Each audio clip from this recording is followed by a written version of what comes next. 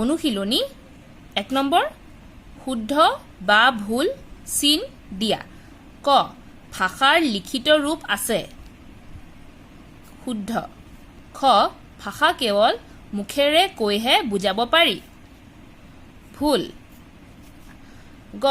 ভাষাৰ দুটা ৰূপ আছে শুদ্ধ ভাষা ক'ব আৰু লিখিব পাৰি শুদ্ধ 2 নম্বৰ উপযুক্ত শব্দৰে খালি ঠাই পূৰ কৰা ক মুখেৰে কৈ প্ৰকাশ কৰা ভাষা কি বোলে মুখেৰে মৌখিক মৌখিক ইয়াতে মৌখিক বুলি লিখিবা দেই খ নিজৰ মনৰ ভাৱ কথাৰে আনৰ আগত প্ৰকাশ কৰা মাধ্যম হৈছে ভাষা গ মৌখিক ভাষা কোৱা আৰু শুনা হয় ঘ লিখিত ভাষা পঢ়া আৰু লিখা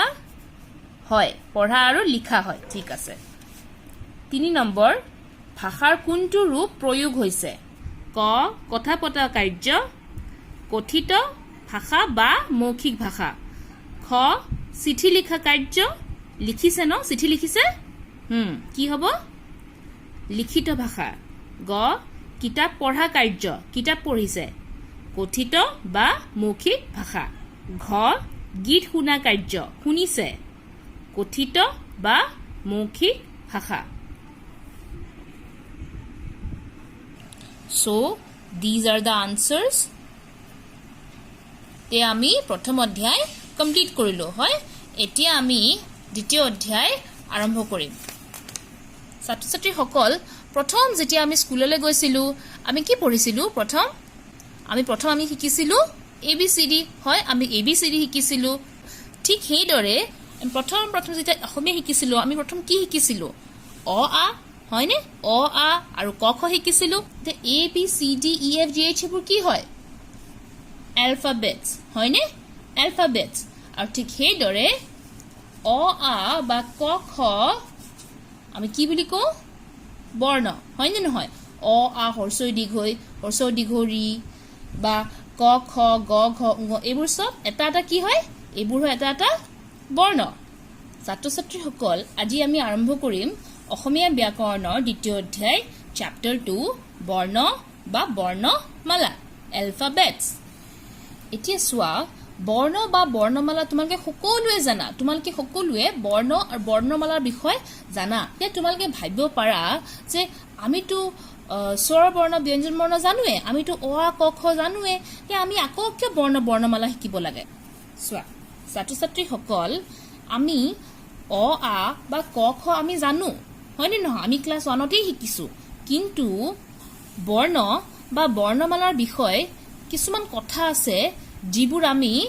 আমি এতিয়ালৈ ভালদৰে নাজানো আৰু এই লেসনটো পঢ়িলে আমি সেইবোৰ কথা গম পাম ঠিক আছে তুমি মন দি শুনিবা আৰু হোমৱৰ্ক তোমালোকক মই ক্লাছৰ মাজতেই দিম ঠিক আছে তে ভালদৰে ভিডিওটো স্কিপ নকৰাকৈ ভালদৰে চাবা ওকে বৰ্ণ বা বৰ্ণমালা alphabets যদুৱে আম পাৰিছে হিতাই পঢ়ি আছে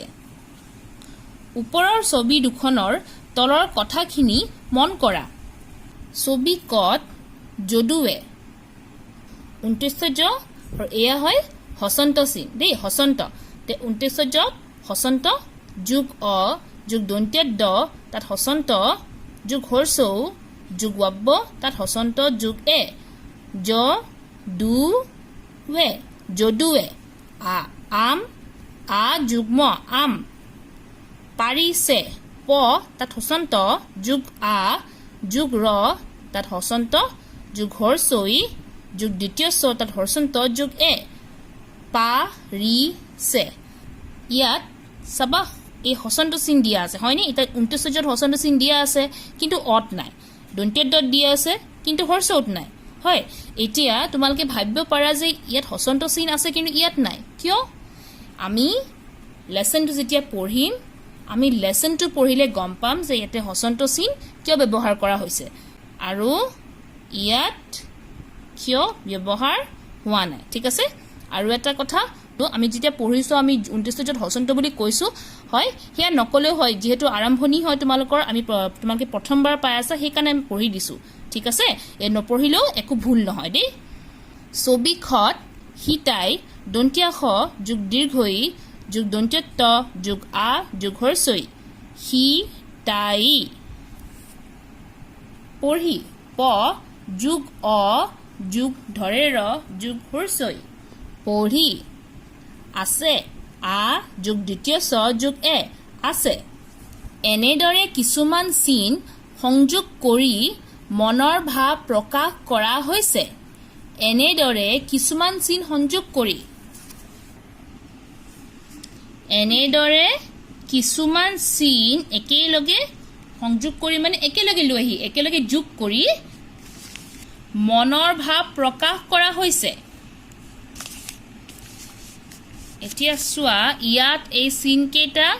একেলগে আমি আনিছো আমি একেলগে সংযোগ কৰিছো আৰু সংযোগ কৰি আমি মনৰ ভাৱ প্ৰকাশ কৰিছো যদুৱে আম পাৰিছে হয় যদুৱে আম পাৰিছে মনৰ ভাৱ লিখি প্ৰকাশ কৰিবলৈ ব্যৱহাৰ কৰা এই চিনবোৰেই বৰ্ণ বা আখৰ মনৰ ভাৱ লিখি প্ৰকাশ কৰিবলৈ ব্যৱহাৰ কৰা এই চিনবোৰেই বৰ্ণ বা আখৰ প্ৰথম অধ্যায় ভাষাত পাইছিলো যে আমি মনৰ ভাৱ কৈ বা লিখি প্ৰকাশ কৰিব পাৰো আমি মুখেৰে কৈ মনৰ ভাৱ প্ৰকাশ কৰিব পাৰো হয় মৌখিক ভাষা আৰু আমি লিখিও প্ৰকাশ কৰিব পাৰো লিখিত ভাষা হয় এতিয়া মনৰ ভাৱ যেতিয়া আমি লিখি প্ৰকাশ কৰো এতিয়া আমি কি কৰো তেতিয়া আমি এই চিনবোৰ ব্যৱহাৰ কৰো আৰু এই চিনবোৰ ব্যৱহাৰ কৰিয়ে আমি আমাৰ মনৰ ভাৱ প্ৰকাশ কৰো এই কাৰণে এই চিনবোৰক কোৱা হয় বৰ্ণ বা আখৰ এই চিনবোৰক বৰ্ণ বা আখৰ কোৱা হয় কি বুলি কোৱা হয়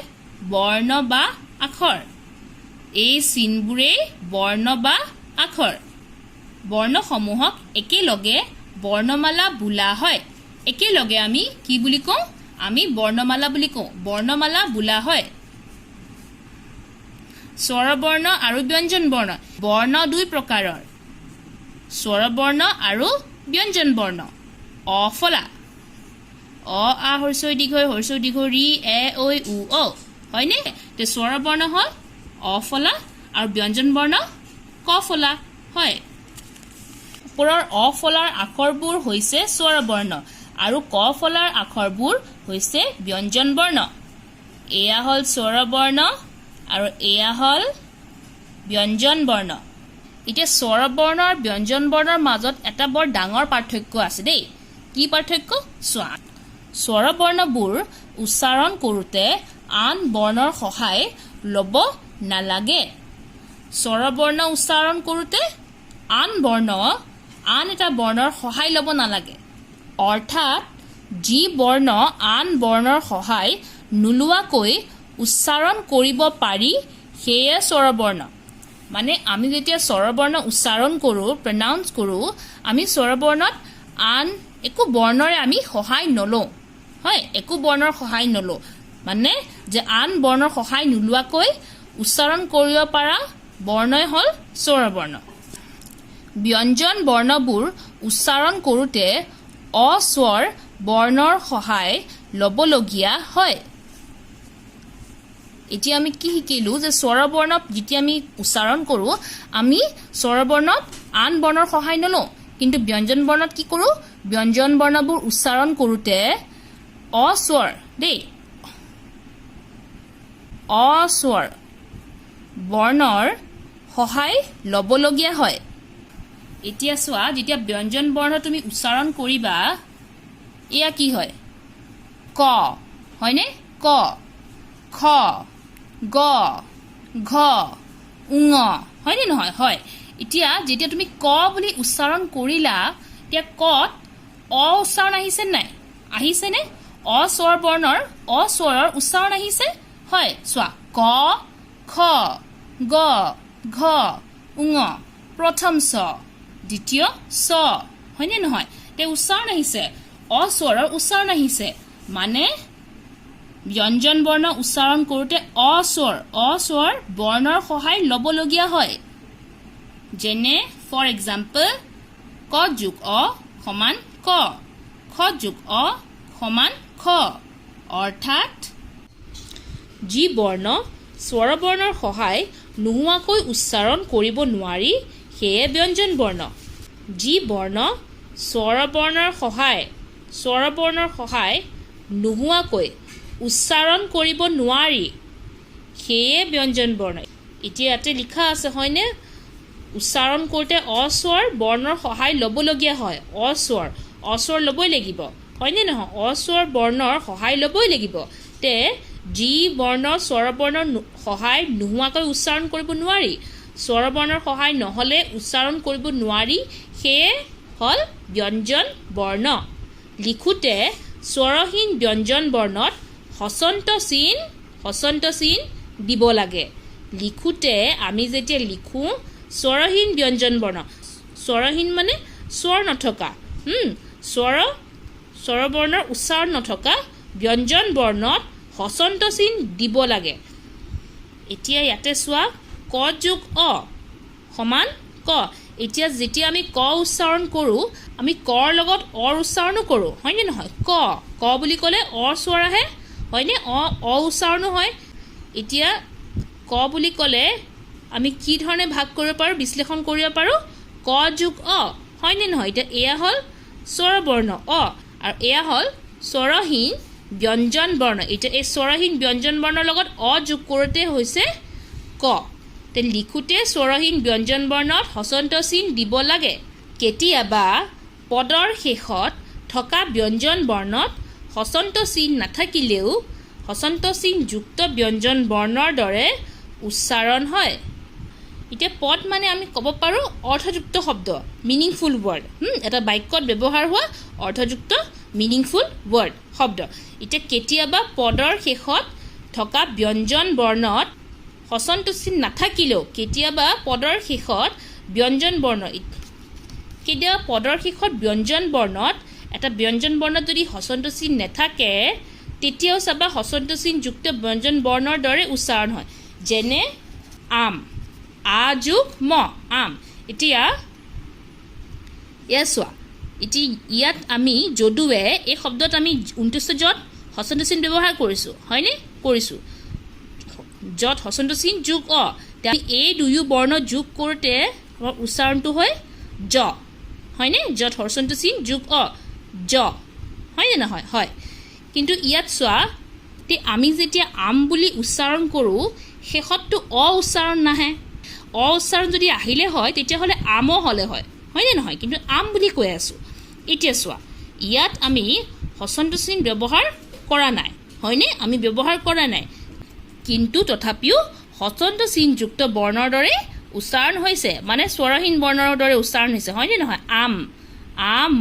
আম হয়নে অ উচ্চাৰণ হোৱা নাই হয় তে আমি কি বুজি পালোঁ যে লিখোঁতে স্বৰহীন ব্যঞ্জন বৰ্ণত হচন্ত চিন দিব লাগে স্বৰহীন ব্যঞ্জন বৰ্ণত হচন্ত চিন দিব লাগে হয় হচন্ত চিন কেতিয়াবা পদৰ শেষত থকা ব্যঞ্জন বৰ্ণত হচন্ত চিন নাথাকিলেও হচন্ত চিন যুক্ত ব্যঞ্জন বৰ্ণৰ দৰে উচ্চাৰণ হয় তে আমি কি শিকিলোঁ বৰ্ণ ভাষাৰ আটাইতকৈ সৰু অংশ বৰ্ণ দুই প্ৰকাৰৰ স্বৰ